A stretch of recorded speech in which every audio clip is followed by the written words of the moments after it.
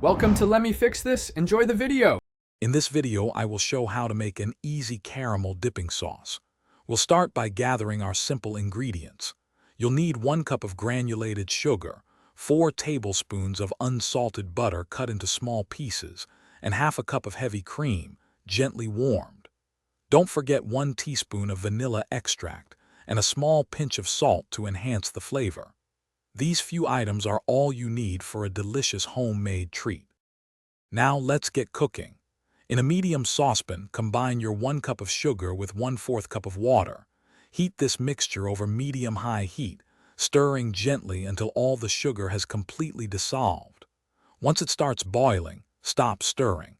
Just swirl the pan occasionally to ensure even cooking.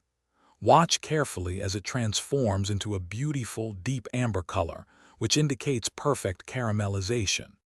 Once your sugar reaches that gorgeous amber hue, remove the pan from the heat right away. This is a crucial step.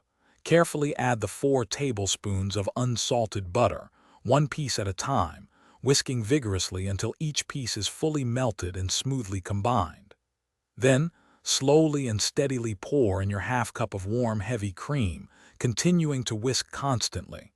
Be cautious, as the mixture will bubble up. Finally, let's finish our delicious caramel sauce. Stir in the 1 teaspoon of vanilla extract and that small pinch of salt. Give it a good whisk until everything is perfectly smooth and beautifully combined. Your homemade caramel dipping sauce is now ready. Carefully pour it into a clean, heat-proof jar or container.